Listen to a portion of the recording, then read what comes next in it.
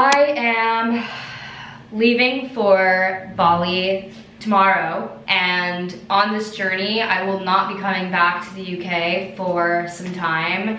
If you don't know, well, I guess you don't know. Well, okay, well, first of all, let's do a quick welcome to this channel. Hi, welcome to this channel. My name is Nyla. I've been making YouTube videos for a really long time, but I'm starting a new channel because I'm in a new era, I'm in a new chapter. So, welcome to my channel. I've been living in the UK for the past couple months. I've decided that I want to travel the world for a couple months, so I'm going to Bali for a bit, staying in Bali for about a month and a half, and then from there I start a journey and I go to India. While I travel, I'm going to be working remotely as a travel designer. I'm a graphic designer. I am trying not to use the word digital nomad. I don't know why. I feel like the word carries weight. I feel like people find it unethical, and maybe I kind of find it unethical in a way too. I'm like, is this wrong? I'm calling myself a traveling graphic designer, so I'll be making money as I travel, which I'm really happy about because I've always dreamt of traveling and not needing to stay in an office all day and working a 9 to 5. I'm gonna go keep packing and I'll catch up with you guys probably in a little bit.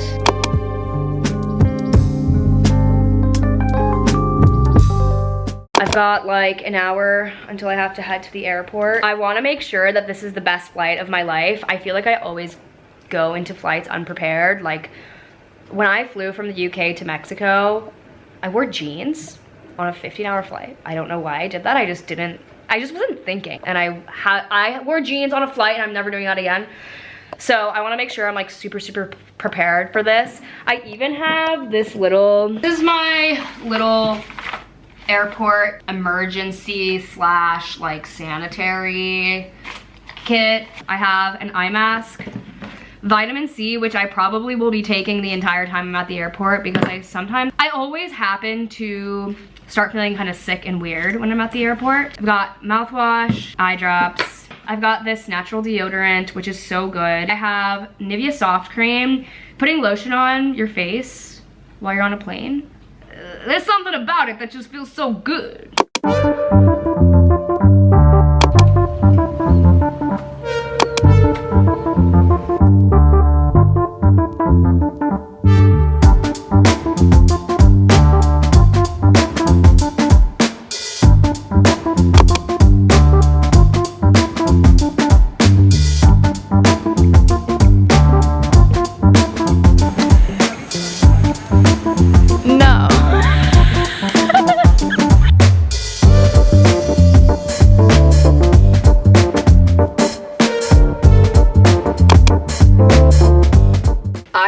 Chance to talk to the camera. I lost my voice the first day. I've been like adjusting to the jet lag coming from the UK when it's like late night here. It's early afternoon in the UK. I'm gonna go with the flow. Tonight I think we'll do a little pub crawl with all the people from the hostel. I'm so excited to make friends. Just found a book about India. Were you vlogging? I am vlogging. Yeah. It's such one of those old school Sony something. Yeah, G7X. I'm not loving this camera. I'm honestly... People here at this hostel are so social and friendly, and everyone here is like into the digital nomad thing and traveling and working, and it's just like really inspiring because I feel like I'm like a baby. Like I like just started doing this, and most people that are doing this have been doing it and they're like 20, 21, 22. I'm like 25. I feel like I'm getting old.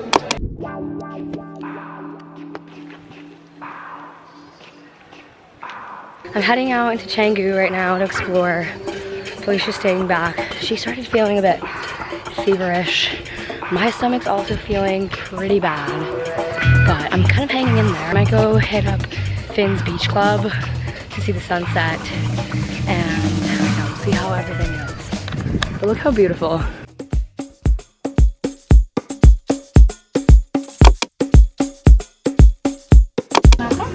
Thank you. You too. Probiotics and vitamin C secured.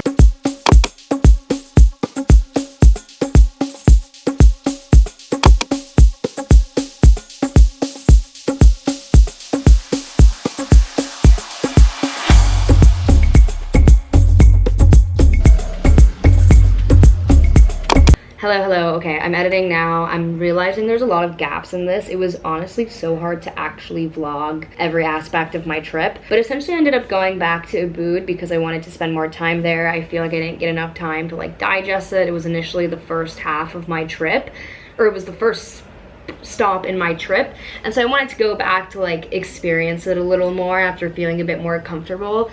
So I spent some time there. I spent some days alone while Felicia, my friend, went off to the islands, which was nice. However, in Ubud, things started to go a little bit south. Like I lost my debit card. Things were just feeling like bad luck. Like I spilled an entire coffee on myself one day. I was just spending loads of money. Like it's definitely not a cheap place to post up in. Without boring you guys, that's pretty much the gist of that. Starting the day at noon. I'm trying not to feel guilty about it because I've woken up every morning at like 7 a.m. and started my day pretty early. So I'm giving myself grace because I've been here for almost a month and this is the first day I've let myself sleep in, stay in my room until noon. So sometimes it's just, it is how it is.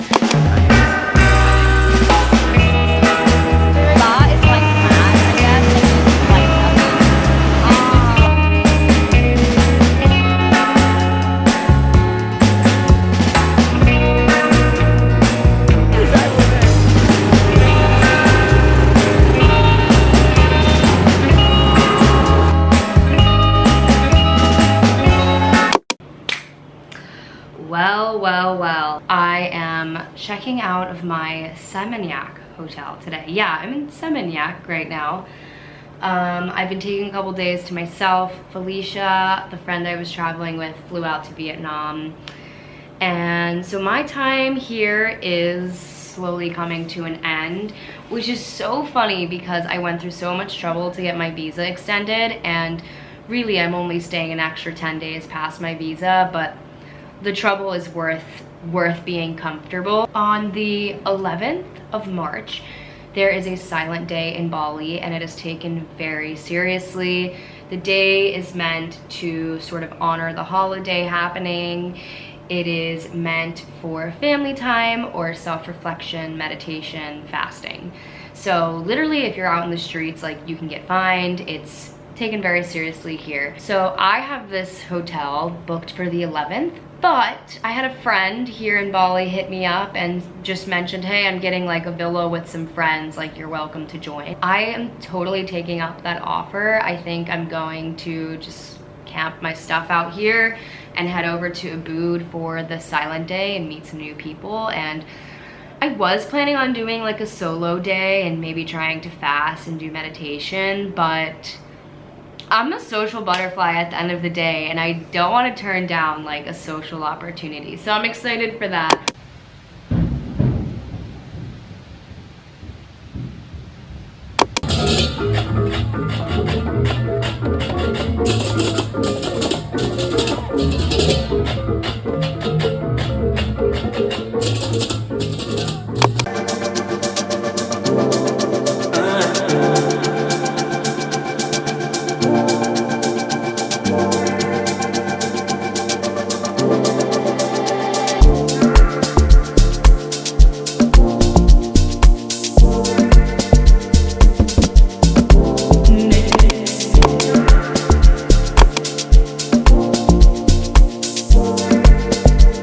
So I'm leaving for India in like a week, literally like in 1 week from today. I'm spending most of my time in Rishikesh, but for 10 days I'll be traveling alone in Rishikesh.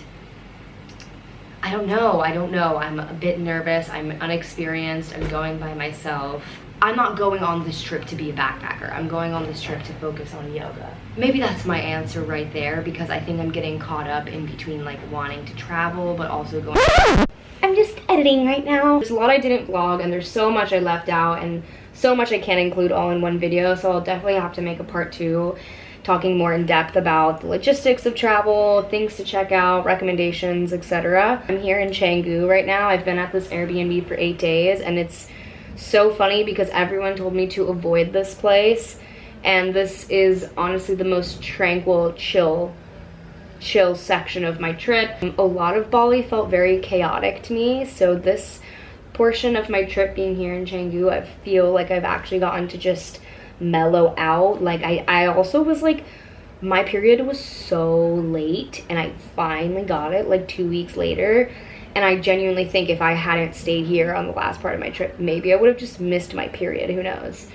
But anyways, I'm gonna end the Bali vlog here because there's so much more I want to add and so much more I want to talk about, but I think it's just worthy of a second video. And yeah, we'll talk more. I'm not worried about it. Let's catch up in the next one. The Balinese people are incredible. The food was the best food I've ever had while traveling. Honestly, I can't say enough good about this place. It's been such an incredible journey. It's been such an incredible time, and I've learned so much about myself. I've learned so much about the things I want to change and implement into my life when I'm back home. Anyways, I'll catch you on the flip side. Bye, y'all.